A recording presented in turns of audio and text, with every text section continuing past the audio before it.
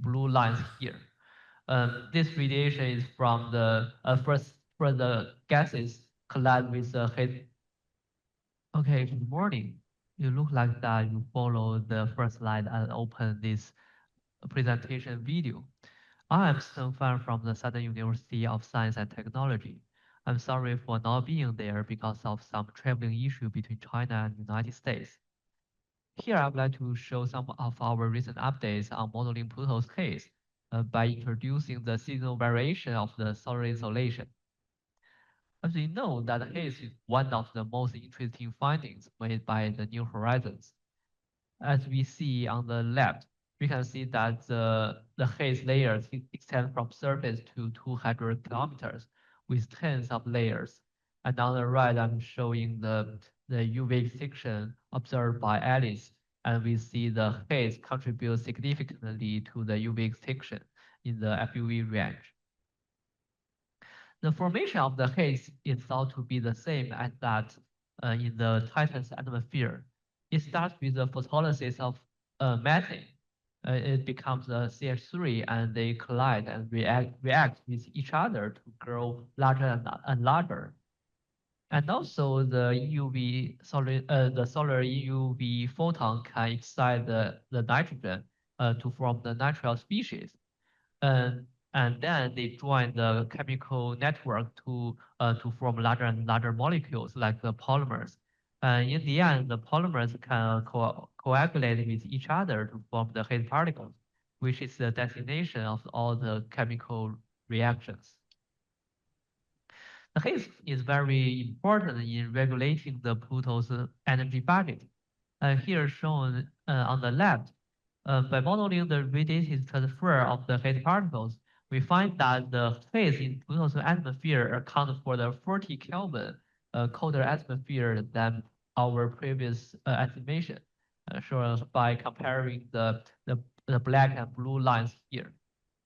This radiation is from the first for the gases collide with the haze particles, and then the haze can efficiently radiate the energy away from Pluto.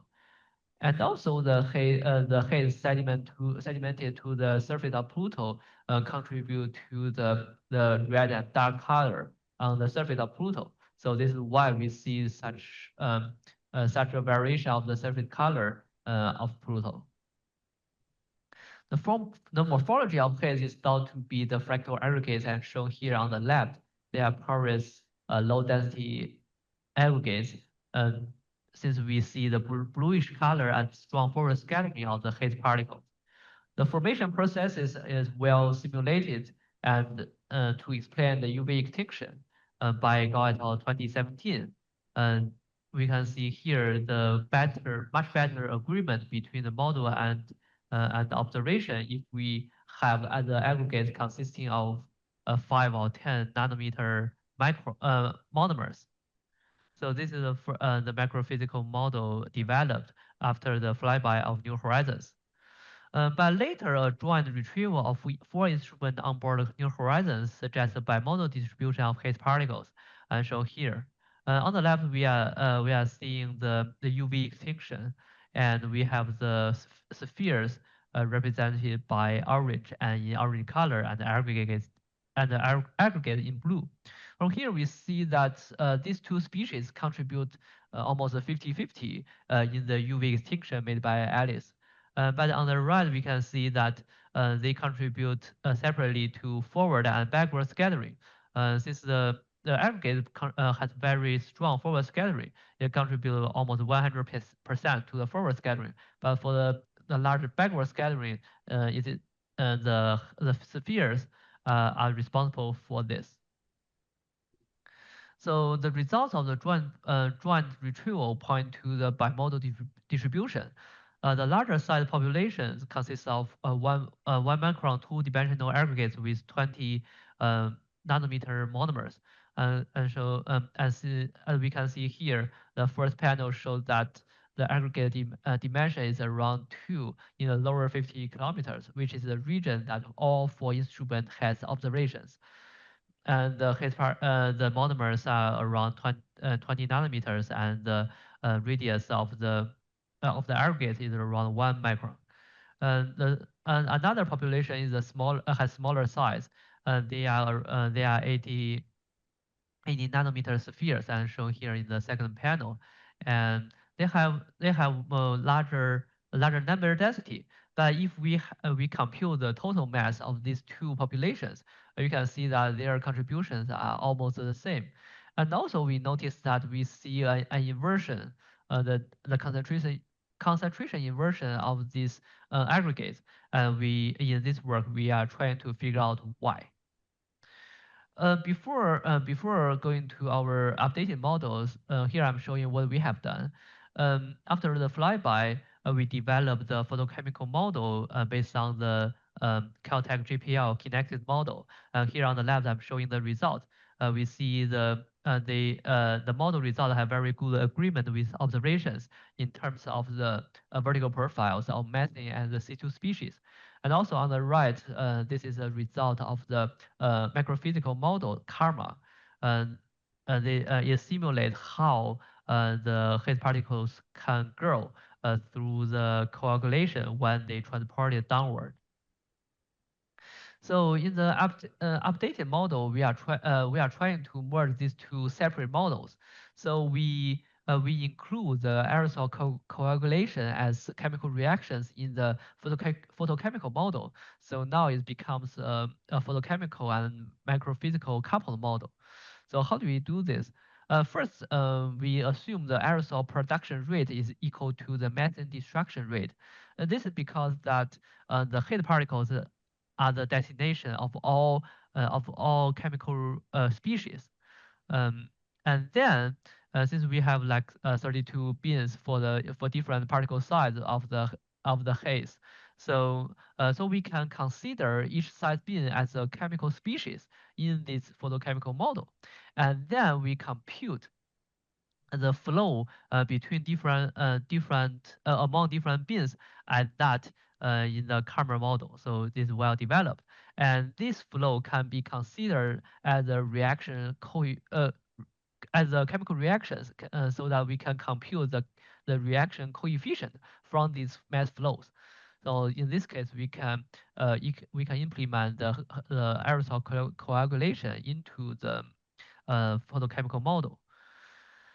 And then for the seasonal variation, as we know that the haze particles finally sediment onto the surface of Pluto, which is the volatile ice, and the ice is in the equilibrium of the with the atmosphere at the nitrogen supplement and condense at the same time. So the solar insolation regulates such processes. So the aggregates sedimented on the volatile ices can be lofted when Pluto get closer to the sun. So so if we compute the mass conservation, we can derive the upward wind velocity with this equation, and then we use the surface pressure change derived from Tanguay's model, the Becton and Forget 2016. At the same time, we implement the sedimentation velocity taken directly from the Karma model, the same as that in Gaudet 2017, to compute how fast the haze particles can sediment down to the surface. So if at some time the upward wind velocity is larger than the sedimentation velocity, the aggregates or the haze particles can be lofted. So in this case, the sedimentation velocity of the aggregates is usually much smaller than those for spheres. So we can by implementing this mechanism, we can efficiently loft the haze particles or the aggregates from the surface. So in the model run, we use the configuration at 2015, the same as one at 2017, to run the model to reach a equilibrium state before a time resolving integration, following the pressure and temperature derived from the GCM by Becton and for J 2016. As we can see here, at the bottom, During 2015, the Pluto is near the perihelion, and the atmosphere is has very high pressure, and the signal variation in terms of the signal variation, we see the pressure drop or the atmosphere collapse throughout a Martian year. And after 200 years, we see the surface pressure is much lower than what we have in 2015. So we expect a collapse of the atmosphere and also all the photochemical reactions and the haze formation. So here comes the result. Here I'm showing the result for the C2 species. The x-axis is the year since 2020, and the y-axis is the altitude. So here we can clearly see the signal variation. We see the decrease of the altitude for all the three C2 species, and they move downward from the perihelion to like 200 years later. And when Pluto become closer to the sun in the next cycle, we see the sublimation of the nitrogen ices. Um, in at the bottom of the atmosphere, and it push all the species upward. So we can see the dark region near the surface at the beginning of each cycle or each Pluto year. So how about the methane destruction and the aerosol distribution? Here we see the behavior of the methane destruction rate is similar with those of the C2 species, as this is the starting point of the formation of the C2 species as well. On the other hand, we see the result very similar to that in karma for the aerosol number density. Here is a snapshot in 2015.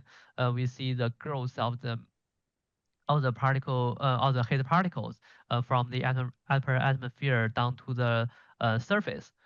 Um, and and and in this case, we successfully simulated the inversion of the aerosol concentration near the surface, as the loft by the surface by the surface as sublimation can regulate the vertical distribution of the heat particles. Here the blue line is our new model, and the black line is what we find from the drone retrieval. And the radius of this aggregate in the model is around 1.28 micron, which is the average radius of the aggregates. And they consist of 10 nanometer monomers, which is also agree with what we had from the retrieval. And on the right, I'm showing the comparison between the model and the observations. The model agree with observation at most of the wavelengths, but it has a smaller UV extinction here, as shown here on the leftmost point. But in the visible and the infrared, the visible by AMVIC and the infrared by laser, they show very good agreement. So here is the summary of this presentation. Since due to the limit of time, I will not go through each of them. If you have any questions, here are my email addresses, as I know that some of you may not be able to send emails to my .cn address. So here is my Hotmail, sitengfan@hotmail.com. Thank you.